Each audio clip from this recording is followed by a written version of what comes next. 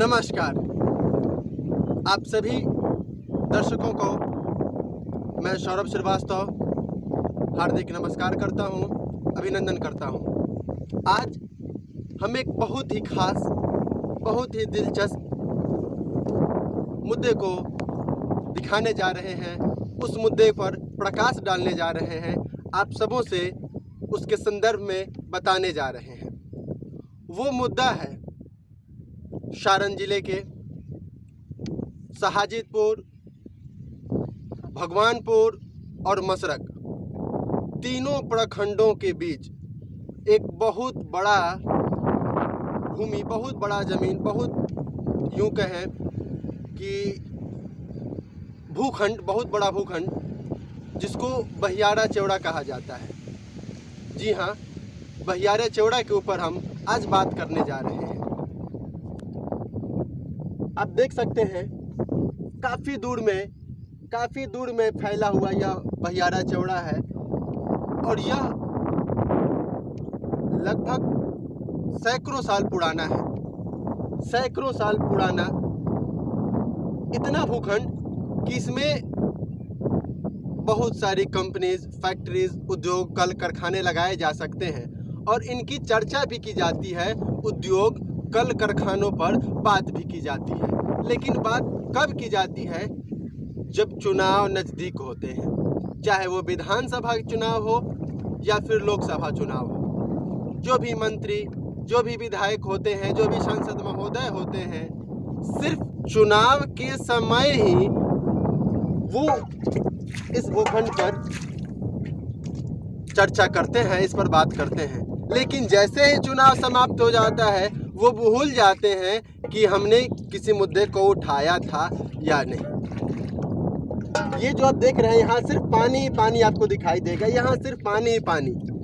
जैसा बिहार जो है बाढ़ का पर्याय बन चुका है। बिहार बाढ़ का पर्याय, लेकिन ये कोई बाढ़ का पानी नहीं है, ये जल जमाव है। आप जो देख सकते हैं यह जल जमाव है, यह बाढ़ का पानी नहीं है। इसमें किसान यूं कहें बर्बाद हो जाते हैं। जिनकी भूमि यहाँ है, जिनकी ज़मीन यहाँ है, वो हर साल किसान अन्न के निवाले जो है उनसे दूर हो जाते हैं। क्योंकि जब इतना पानी हो तो उसमें आप फसल उपजा नहीं सकते, उसमें आप कुछ कर नहीं सकते। सिर्फ एक व्यवसाय बचा है, वो मत्स्य पालन। आप यहाँ से मछली तो पकड़ सकते हैं, लेकिन मछली पकड़ने के लिए जो पर्याप्त साधन चाहिए वो किसी भी तरीके से यहाँ उपलब्ध नहीं है, किसी के द्वारा मुहैया कराया भी नहीं जाता है। कुछ साल पहले जब महाराजगंज से माननीय प्रभुनाथ सिंह जी सांसद हुआ करते थे, उन्होंने सदन में इस भूखंड के ऊपर इतने बड़े यूं कहें सैकड़ों एकड़ के इस भूखंड पर उन्होंने, इस जल जमाव पर उन्होंने बात करना चाहा था। सदन में बात उठाई भी थी, लेकिन धीरे धीरे वो दब सा गया और उसके बाद महाराजगंज संसदीय क्षेत्र के अंतर्गत आता है बनियापुर विधानसभा क्षेत्र। यहाँ के माननीय विधायक श्री केदारनाथ सिंह जी, इन्होंने भी कोशिश करी थी यहाँ कल कारखाने, उद्योग या फिर यहाँ से पानी निकासी के लिए। चूँकि अगर पानी यहाँ से जो जल जमाव है, जो जल है, यहाँ से किसी डैम के जरिए, किसी बांध के जरिए, किसी पुल के जरिए, किसी पुलिया के जरिए अगर पानी निकल जाते हैं इस भूखंड से, तो आमतौर पर धान की जो रोपनी है, धान की जो फसल है, वो यहाँ पर लहलहा सकती है। गेहूँ, रबी फसल का तो यहाँ नामो निशान नहीं। क्योंकि मिट्टी में जब इतना पानी रहता है तो पानी सूखने का प्रश्न ही नहीं आता जब गेहूँ की बुआई की जाती है। ये खूबसूरत, देखने में तो नज़ारा बेहद खूबसूरत है, लेकिन यहाँ के आम जनमानस पर इसका कितना प्रभाव पड़ता है। यहाँ के जो किसान हैं, यहाँ के जो आस पड़ोस के लोग हैं जिनकी ज़मीन यहाँ है, उनके ऊपर ये कितना बड़ा प्रभाव डालता है, आप समझ सकते हैं।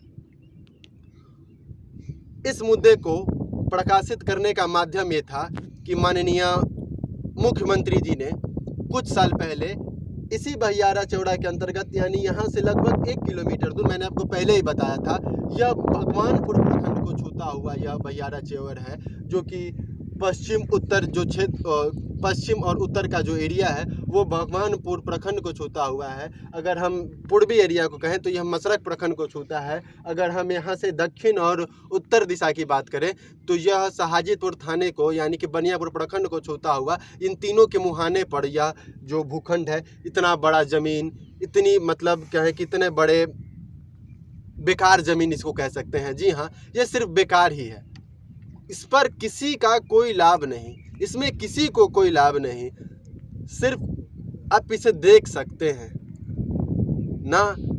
मैंने आपको पहले ही बताया, मछली पकड़ने का उपयुक्त साधन नहीं है, नहीं सरकार के द्वारा यहाँ पर उस तरीके की जाल मुहैया कराई जाती है, ना नाव है, कुछ भी नहीं।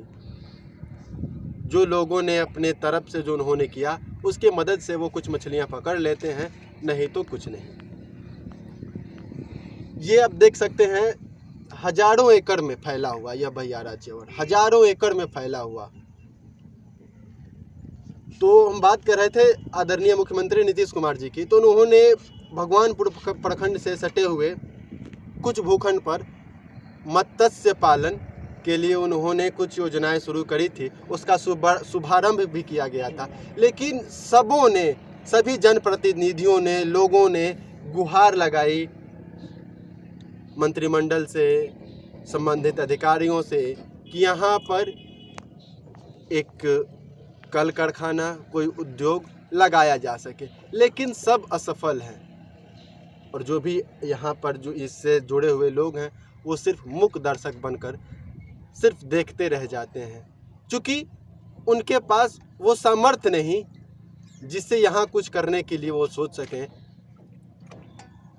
नहीं तो यह हजारों एकड़ की ज़मीन, यहाँ जल जमाव जो है वो ऐसा अपराध दिखाई नहीं देता।